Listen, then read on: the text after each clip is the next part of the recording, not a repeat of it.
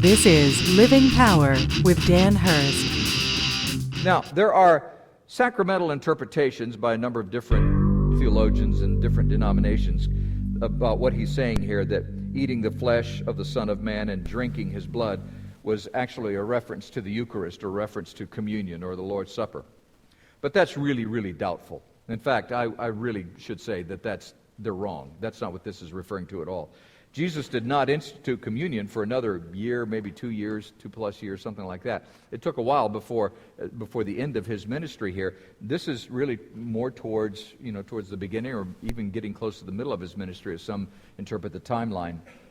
So he's not talking about communion.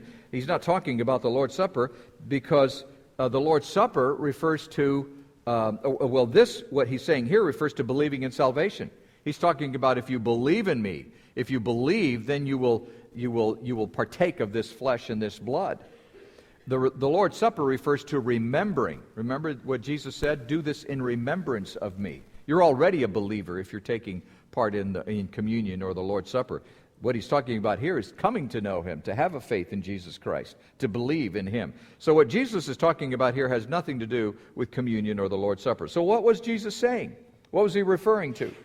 Well, take note of what he's doing here. He's in the synagogue in Capernaum. Remember that. He's teaching as a rabbi. You can't teach in the synagogue unless you're a rabbi.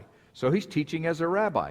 If he's teaching as a rabbi, that meant that he would be using the Old Testament law as the basis for what he was teaching.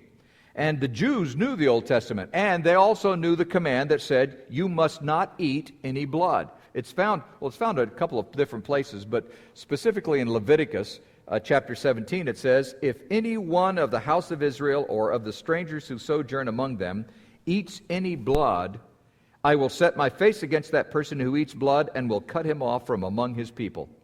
For the life of the flesh is in the blood, and I have given it for you on the altar to make atonement for your souls. For it is the blood that makes atonement by the life, or for the life. So blood was the means of atonement. And the Jews understood this. They knew what Leviticus said. And so for Jesus to talk about eating my blood and eating my flesh was really disturbing.